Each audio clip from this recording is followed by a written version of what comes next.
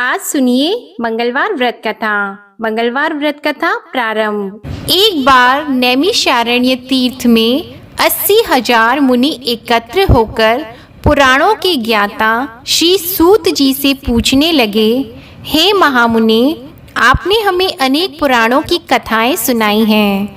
अब कृपा करके हमें ऐसा व्रत और कथा बताएं जिसके करने से संतान की प्राप्ति हो तथा मनुष्यों को रोग, शोक, अग्नि, सर्व दुख आदि का भय दूर हो, क्योंकि कलयुग में सभी जीवों की आयु बहुत कम है। फिर इस पर उन्हें रोग, चिंता के कष्ट लगे रहेंगे, तो फिर वह श्री हरि चरणों में अपना ध्यान कैसे लगा सकेंगे। श्री सूत जी बोले, हे मुनियों, आपने लोक कल्याण के लिए बहुत ही उत्तम बात पूछी है। एक बार युधिष्ठिर ने भगवान श्री कृष्ण से लोक कल्याण के लिए यही प्रश्न किया था। भगवान श्री कृष्ण और युधिष्ठिर का संवाद तुम्हारे सामने कहता हूँ, ध्यान देकर सुनो। एक समय पांडवों की सभा में श्री कृष्ण जी बैठे हुए थे। तब युधिष्ठिर ने भगवान श्री कृष्ण से प्रश्न किया, हे प्रभु नंद नंद गोविंद, आपने मेरे लिए अनेकों कथाएं सुनाई हैं। आज आप कृपा करके ऐसा व्रत या कथा सुनाएं जिसके करने से मनुष्य को रोग, चिंता का भय समाप्त हो और उसकी पुत्र की प्राप्ति हो। हे प्रभु, बिना पुत्र जीवन व्यर्थ है। पुत्र के बिना मनुष्य नरकगामी होता है। पुत्र के बिना मनुष्य पितृ ऋण से छुटकारा नहीं पा सकता और न ही उसका पुण्य नामक नरक से उद्धार हो सकता है। अतः पुत्रदायक व्रत बताएं। श्री कृष्ण भगवान बोले, हे राजन, मैं एक प्राचीन इतिहास सुनाता हूँ, आप उसे ध्यान पूर्वक सुनो। कुंडलपुर नामक एक नगर था। उसमें नंदा नामक एक ब्राह्मण रहता था। भगवान की कृपा से उसके पास सब कुछ था, फिर भी वह दुखी था। इसका कारण यह था कि ब्राह्मण की स्त्री सुनंदा के कोई संतान नहीं थी। सुनंदा पतिव्रता थी, भक्ति पूर्वक श्री हनुमान जी की आराधना करती थी। मंगलवार के दिन व्रत करके अंत में भोजन बनाकर हनुमान जी की आराधना करती थी। मंगलवार के दिन व्रत करके अंत में भोजन बनाकर हनुमान जी को भोग लगाने के बाद स्वयं भोजन करती थी। एक बार मंगलवार के दिन ब्राह्मणी गृह कार्य की अधिकता के कारण हनुमान जी को भोग न लगा सकी, तो इस पर उसे बहुत ही दुख हुआ। उसने कुछ भी नहीं खाया और अपने मन में प्रण किया कि अब तो अगले मंगलवार को ही हनुमान जी को भोग लगाकर अन्न जल ग्रहण करूंगी। ब्राह्मणी सुनंदा प्रतिदिन भोजन बनाती, श्रद्धा पूर्वक पति को खिलाती, परंतु स्वयं भोजन नहीं करती और मन ही मन श्री हनुमान जी की आराधना करती थी। इसी प्रकार 6 दिन गुजर गए और ब्राह्मणी सुनंदा अपने निश्चय के अनुसार भूखी प्यासी निराहार रही। अगले मंगलवार को ब्राह्मणी सुनंदा प्रातः काल ही बेहोश होकर गिर पड़ी।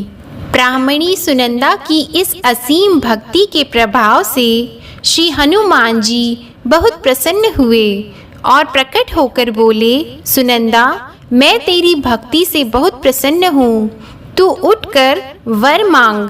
सुनंदा अपने आराध्य देव श्री हनुमान जी को देखकर आनंद की अधिकता से विहल हो श्री हनुमान जी के चरणों में गिरकर बोली, हे प्रभु, मेरी कोई संतान नहीं है, कृपा करके पुत्र व कन्या प्रदान करें, आपकी अति कृपा होगी। श्री महावीर जी बोले, तेरी इच्छा पूर्ण होगी, तेरे एक कन्या होगी, उसके अष्टांग प्रतिदिन सोना दिया करेंगे। इस प्रकार कहकर श्री महावीर जी अंतर ध्यान हो गए। ब्राह्मणी सुनंदा बहुत हर्षित हुई और समाचार अपने पति से कहा। ब्राह्मण देव कन्या का वरदान सुनकर कुछ दुखी हुए, परंतु सोना मिलने की बात सुनी तो बहुत प्रसन्न हुए। विचार किया कि ऐसी कन्या के साथ मेरी निर्धनता भी समाप्त हो जाएगी। श्री हनुमान जी की कृपा से वह ब्राह्मणी गर्भवती हुई और 10वें महीने में उसे बहुत ही सुंदर पुत्री प्राप्त हुई। यह बच्ची अपने पिता के घर में ठीक उसी तरह से बढ़ने लगी जिस प्रकार शुक्ल पक्ष का चंद्रमा बढ़ता है। 10वें दिन ब्राह्मण ने उस बालिका का नामकरण संस्कार कराया। उसके कुल पुरोहित ने उस बालिका का नाम रत्नावली रखा, क्योंकि यह कन्या सोना प्रदान किया करती थी। इस कन्या ने पूर्व जन्म में बड़े ही विधान से मंगल देव का व्रत किया था। रत्नावली का अष्टांग बहुत सा सोना देता था। उस सोने से नंदा ब्राह्मण बहुत ही धनवान हो गया। अब ब्राह्मणी सुनंदा भी बहुत अभिमान करने लगी थी। समय बीतता रहा। अब रत्नावली 10 वर्ष की हो चुकी थी। एक दिन जब नंदा ब्राह्मण प्रसन्न चित्त था, तब सुनंदा ने अपने पति से कहा, मेरी पुत्री रत्नावली विवाह के योग्य हो गई है, अतः आप कोई सुंदर तथा योग्य वर देखकर विवाह कर दें। यह सुनकर ब्राह्मण बोला, अभी तो रत्नावली बहुत छोटी है। तब ब्राह्मणी बोली, शास्त्रों की आज्ञा है कि कन्या 8वें वर्ष में गौरी, 9 वर्ष रोहिणी, 10वें वर्ष में कन्या, इसके पश्चात रजस्वला हो जाती हैं। गौरी के दान से पाताल लोक की प्राप्ति होती है, रोहिणी के दान से बैकुंठ लोक की प्राप्ति होती है, कन्या के दान से इंद्रलोक में सुखों की प्राप्ति होती है। अगर हे पतिदेव रजस्वला का दान किया जाता है तो घोर नरक की प्राप्ति होती है। इस पर ब्राह्मण बोला, अभी तो रत्नावली मात्र 10 ही वर्ष की है और मैंने तो 16-16 साल की कन्याओं के विवाह कराए हैं, अभी जल्दी ही क्या है। तब ब्राह्मणी सुनंदा बोली, आपको तो लोभ अधिक हो गया है। शास्त्रों में कहा गया है कि माता पिता और बड़ा भाई रजस्वला कन्या को देखते हैं तो अवश्य ही नरकगामी होते हैं। तब ब्राह्मण बोला, अच्छी बात है, कल मैं अवश्य ही योग्य वर की तलाश में अपना दूत भेजूंगा। दूसरे दिन ब्राह्मण ने अपने दूत को बुलाया और आज्ञा दी कि जैसी सुंदर मेरी कन्या है वैसा ही सुंदर वर उसके लिए तलाश करो। दूत अपने स्वामी की आज्ञा पाकर निकल पड़ा। पंपई नगर में उसने एक सुंदर लड़के को देखा। यह बालक एक ब्राह्मण परिवार का बहुत गुणवान पुत्र था। इसका नाम सोमेश्वर था। दूत ने इस सुंदर व गुणवान ब्राह्मण पुत्र के बारे में अपने स्वामी को पूर्ण विवरण दिया। ब्राह्मण नंदा को भी सोमेश्वर अच्छा लगा और फिर एक शुभ मुहूर्त में विधि पूर्वक कन्या दान करके ब्राह्मण संतुष्ट हुए। परंतु ब्राह्मण के मन में तो लोभ समाया हुआ था। उसने कन्या दान तो कर दिया था, पर वह बहुत खिन्न भी था। उसने विचार किया कि रत्नावली तो अब चली जाएगी और मुझे इससे जो सोना मिलता था वह अब नहीं मिलेगा। मेरे पास जो धन था कुछ तो इसके विवाह में खर्च हो गया और जो शेष बचा है वह भी कुछ दिनों पश्चात समाप्त हो जाएगा। मैंने तो इसका विवाह करके बहुत बड़ी भूल कर दी है। अब कोई ऐसा उपाय हो कि रत्नावली मेरे घर में ही बनी रहे, अपनी ससुराल ना जाए। लोभ रूपी राक्षस ब्राह्मण के मस्तिष्क पर छाता जा रहा था। रात भर अपनी शैया पर बेचैनी से करवटें बदलते बदलते उसने एक बहुत ही क्रूर निर्णय लिया। उसने विचार किया कि जब रत्नावली को उसका पति सोमेश्वर अपने घर के लिए जाएगा तो वह मार्ग में छिपकर सोमेश्वर का वध कर देगा और अपनी लड़की को अपने घर ले जाएगा, जिससे नियमित रूप से उसे सोना भी मिलता रहेगा और समाज का कोई मनुष्य उसे दोष भी नहीं दे सकेगा। प्रातः काल हुआ तो नंदा और सुनंदा अपनी जमाई तथा लड़की को बहुत सारा धन देकर विदा किए। सोमेश्वर अपनी पत्नी रत्नावली को लेकर ससुराल से अपने घर की तरफ चल दिया। ब्राह्मण नंदा महालोभ के वशीभूत होकर अपनी मति खो चुका था। पाप पुण्य का उसे विचार न रहा। अपने भयानक और क्रूर निर्णय को कार्य रूप देने के लिए उसने अपने दूत को मार्ग में अपनी जमाई का वध कराने के लिए भेज दिया, ताकि रत्नावली से प्राप्त होने वाला सोना उसे हमेशा मिलता रहे और वो कभी निर्धन न हो। ब्राह्मण के दूत ने अपने स्वामी की आज्ञा का पालन करते हुए उसकी जमाई सोमेश्वर का मार्ग में ही वध कर दिया।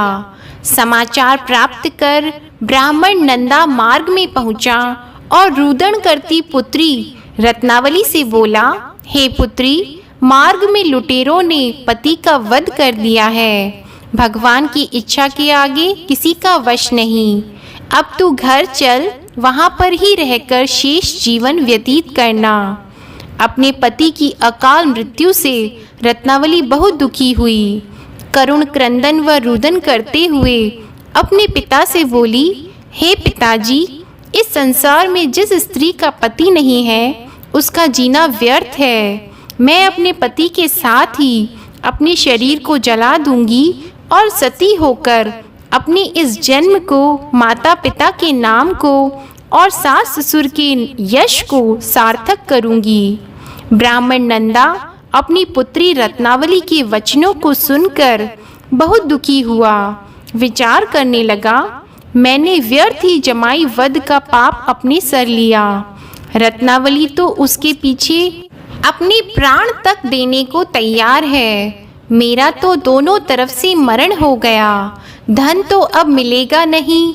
जमाई वध के पाप के फल स्वरूप यम यातना भुगतनी पड़ेगी।